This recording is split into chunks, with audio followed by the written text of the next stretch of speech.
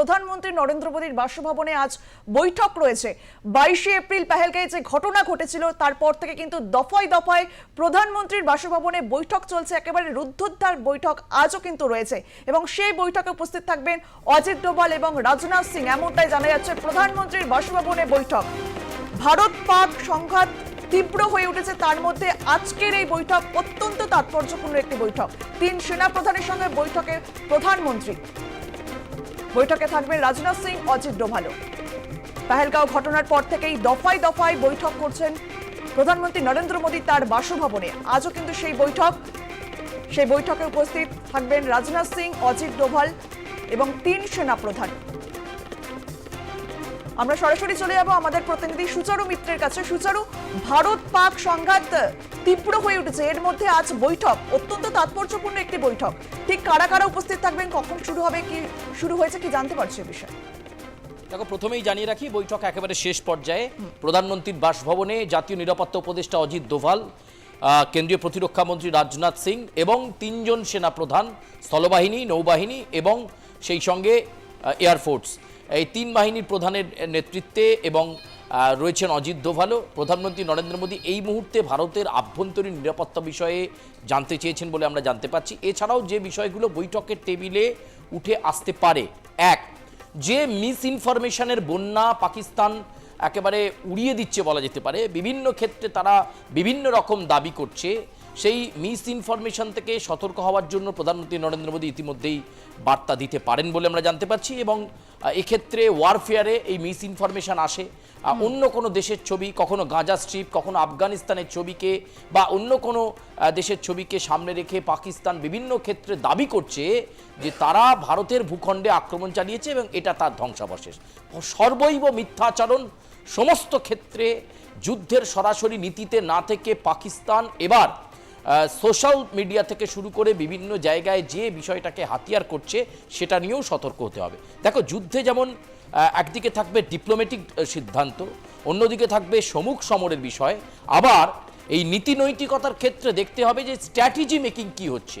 কারণ এই false claim, ফল information দিয়ে একটা ভারতবর্ষের মনোবলে ধাক্কা দেওয়ার চেষ্টা করছে পাকিস্তান। কারণ এখনো পর্যন্ত এমন কোনো রিটালিয়েট সিচুয়েশন পাকিস্তান তৈরি করতে পারেনি, বা তাদের সেনাবাহিনী গর্বের সঙ্গে বলতে পারবে না যে ভারতীয় সেনাবাহিনীর ওপর এমন প্রত্যাঘাত এসেছে যাতে ভারত কেঁপে গেছে। কিন্তু পাকিস্তানের ক্ষেত্রে যেটা হয়েছে, ভারত যেভাবে আক্রমণ করেছে এবং প্রত্যেকটা ক্ষেত্রেই আর্মস ফোর্সের সঙ্গে গোপ্রো ক্যামেরা বা স্টিল ছবি তোলার ব্যবস্থা ছিল, সেই ছবি প্রামাণ্য আকারে পাকিস্তানের হাতেই দেওয়া হয়েছে।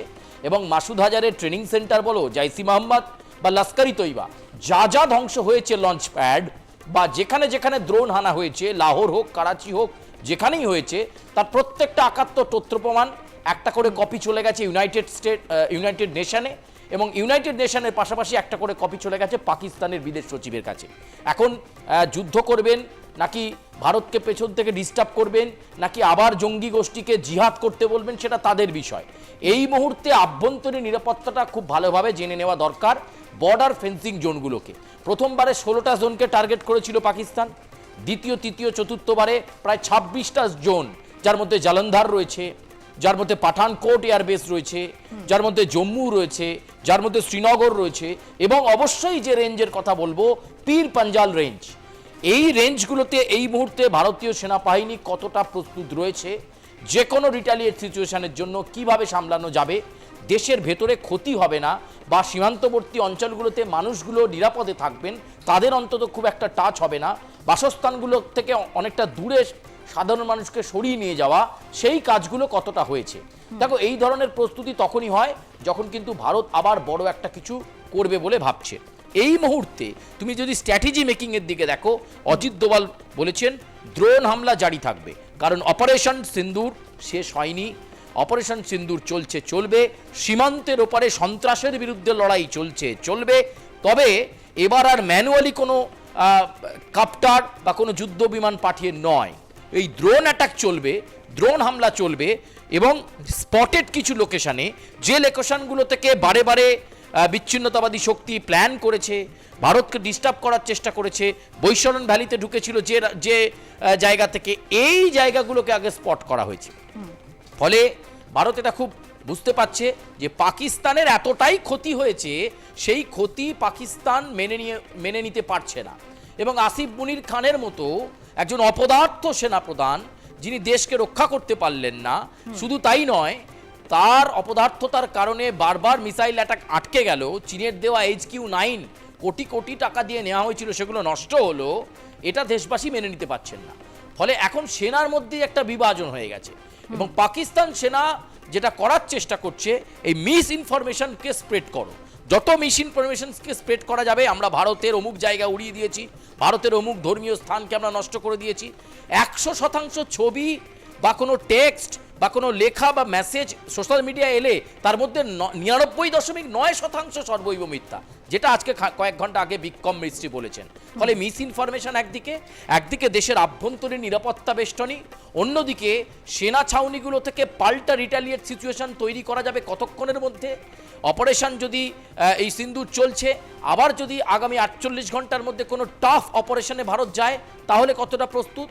এছাড়াও আরও বেশ কিছু সিক্রেট বিষয় রয়েছে, যেটা হয়তো সবটা পাবলিক ডোমেনে আনা সম্ভব নয়। সেই বিষয়গুলোকে নিয়েই অজিত দোভাল 3 সেনাপ্রধান এবং সেই সঙ্গে প্রধানমন্ত্রী নরেন্দ্র মোদী তারা আলোচনা করছেন বাসভবনে। 1.5 ঘন্টা হয়ে গেল অলরেডি এই বৈঠক হয়ে গেছে। অর্থাৎ বুঝতে পারছো, বারে বারে মিটিং হচ্ছে, বারে বারে নতুন সিদ্ধান্তের কথা উঠে আসছে এবং বারবার বলা হচ্ছে যা কিছু করো অন্যান্য কান্ট্রিকে জানিয়ে করো। আমেরিকাকে জানানো হচ্ছে, ইউরোপীয় ইউনিয়নকে জানানো হয়েছে, ইতালিকে জানানো হয়েছে এবং ইউনাইটেড নেশনকেও বারবার ইনফর্ম করছেন এস জয়শঙ্কর। ফলে নেপথ্যের যা কাজ, আন্তর্জাতিক স্তরে ভারতের ভাবমূর্তিকে উজ্জ্বল রাখার যে কাজ, সেই কাজ যেমন একদিকে চলছে, একই সঙ্গে ভারতীয় সেনাবাহিনীর শৌর্যবীর্যের সঙ্গে যে কোনো রিটালিয়েট সিচুয়েশন পাকিস্তান এখনো পর্যন্ত 6 বার প্রত্যাঘাতের চেষ্টা করেছে, 6 বার ড্রোন হামলার চেষ্টা করেছে, একবারও তারা সফল হয়নি। এমন কোনো ফ্যাটাল কোনো আক্রমণ তারা করতে পারেনি যাতে ভারতকে স্টেটমেন্ট দিয়ে বলতে হবে যে হ্যাঁ আমাদের অমুক সেনা ছাউনি নষ্ট হয়ে গেছে বা এত বেশি মানুষের ক্যাজুয়ালিটিস হয়েছে। আবারও বলবো, মিস ইনফরমেশনের বন্যা এই মুহূর্তে বইয়ে দিচ্ছে পাকিস্তান। যে কোনো রিটালিয়েট সিচুয়েশনের জন্য প্রস্তুত থাকতে হবে এবং অজিত দোভাল 3 সেনাপ্রধানকে প্রধানমন্ত্রী নরেন্দ্র মোদী সেটাই বলে দিচ্ছেন। একদিকে দেশের ভেতরটা দেখো, দেশের আভ্যন্তরীণ নিরাপত্তা বেষ্টনী সেটাকে আরো বজ্র আঁটুনি করো, আর অন্যদিকে পাকিস্তানকে মুহূর্তর জবাব দাও, মুহূর্তর জবাব দিয়ে বুঝিয়ে দাও অপারেশন সিন্ধু ততক্ষণ থামবে না যতক্ষণ পর্যন্ত জঙ্গি কার্যকলাপ বন্ধ না হবে, যতক্ষণ পর্যন্ত জঙ্গিবাদের জিহাদের যে মূল, সেই মূলকে উপড়ে না ফেলছে ভারত, ততক্ষণ পর্যন্ত রিটালিয়েট সিচুয়েশন তৈরি হবে। যদি সরাসরি যুদ্ধের পরিস্থিতি আসে নিশ্চয়ই প্রধানমন্ত্রী ঘোষণা দেবেন, কিন্তু এই নিয়ে তুমি যদি দেখো এই 10 দিনের মধ্যে প্রায় 17 বার বৈঠক হয়েছে, 16তম বৈঠকের পর এটা 17 বার। ফলে অজিত দোভাল যিনি বারবার তার বুদ্ধি তার কৌশল দিয়ে একটা সিচুয়েশন তৈরি করেছেন, ভারত এই মুহূর্তে সাফল্যের সোপান নিয়ে বসে নেই, এটা ভেবে রাখতে হবে। বৈঠক হচ্ছে মানে নতুন কোনো সিদ্ধান্ত উঠে আসবে, নতুন কোনো সিদ্ধান্ত হবে মানে আবার ড্রোন মিসাইল রেডি থাকবে, কিন্তু ক্যাজুয়ালিটিস না করে। আমরা পারি পাক অধিকৃত কাশ্মীরকে একেবারে অ্যাকোয়ার করে নিতে, অধিগ্রহণ করে নিতে, কিন্তু প্রাক্তন সেনাকর্তারা কি বলছেন, সরাসরি যদি আমরা এই মুহূর্তে পিওকে দখল করতে যাই, সেখানে যে অ্যান্টি ডেনমাইন রেডি করা রয়েছে বা বিভিন্ন সমরাস্ত্র নিয়ে পাকিস্তান রয়েছে, সেনাবাহিনী অনেকটা ব্যাকফুটে রয়েছে সেখান থেকে, কিন্তু সরাসরি সংঘাতে গেলে আমাদেরও ক্যাজুয়ালিটিস হবে। ফলে ভারতবর্ষ পাকিস্তানের মতো হঠাৎ মানে উদ্যমাকারী দেশ নয়, একেবারে যাবতীয় বুঝে আমাদের সামরিক বাহিনীর প্রধানরা রয়েছেন, সিডিএস অনিল চৌহান রয়েছেন, তারা যে সিদ্ধান্ত নেবেন সেই অনুযায়ী রিটালিয়েট সিচুয়েশন হবে।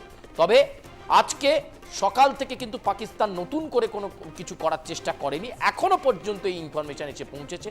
তবে মিস ইনফরমেশনের দিকে ভারতীয় মিনিস্ট্রি অফ ব্রডকাস্টিং তারা নজর রাখছে, ডিফেন্স তারাও নজর রাখছে এবং সাইবার অ্যাটাক হতে পারে এরকম একটা সম্ভাবনা রয়েছে, ফলে সেদিকেও নজর রাখা হচ্ছে।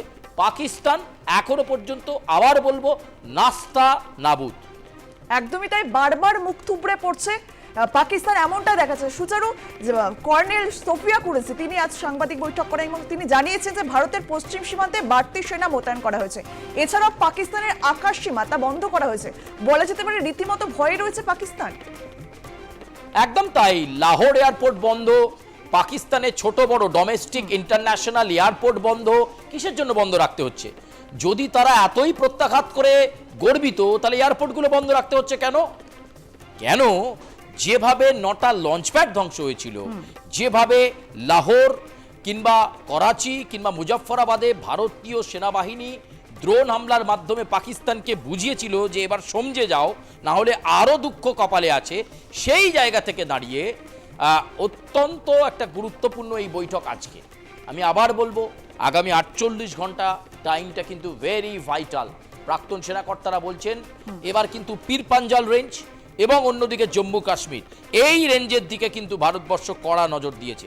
আমি বলি, কেন আমরা শ্রীনগর ভ্যালিকে এত সুন্দর বলি? না তার প্রাকৃতিক সৌন্দর্যের জন্য আমরা সুন্দর বলি, ভূস্বর্গ বলে সুন্দর বলি না। 3টে পিকের মাঝখানে রয়েছে শ্রীনগর ভ্যালি। একদিকে হিমালয়ান ভ্যালি, একদিকে পীরপাঞ্জাল রেঞ্জ, আরেকদিকে পর্বত এরিয়া। এই 3টে পর্বত এরিয়ার এন্ড তুমি যদি দেখো, একটা পাঠানকোট এয়ারবেসের দিকে চলে যাচ্ছে, একটা চলে যাচ্ছে একেবারে ভুজের দিকে, এবং সবকটাই এই পাহাড়ের শেষ অংশ গিয়ে মিশছে ভারতীয় সেনাবাহিনীতে। ঠিক এই পাহাড়ের অপর প্রান্তে যাও, পাকিস্তানের সিস্টেমটাও ভৌগোলিকভাবে ওইভাবেই হয়ে রয়েছে পীর পাঞ্জাল রেঞ্জের ঠিক উল্টো দিকে। আমরা জানি ভাওয়ালপুর, এই ভাওয়ালপুর পোস্ট যেখানে ভারতীয় সেনাবাহিনী সবচেয়ে বড় সাফল্য পেল, যেখানে জঙ্গি ঘাঁটিতে কোনোদিন কোনো বৈদেশিক শক্তি আক্রমণ করার সাহস দেখায়নি, ভারত সেই সাহস দেখালো। কার নেতৃত্বে? প্রধানমন্ত্রী ইনস্ট্রাক্ট করেছিলেন এই ভাওয়ালপুরটা উড়িয়ে দাও, কারণ মাসুদ আজহারের মেন জায়গা ওটা।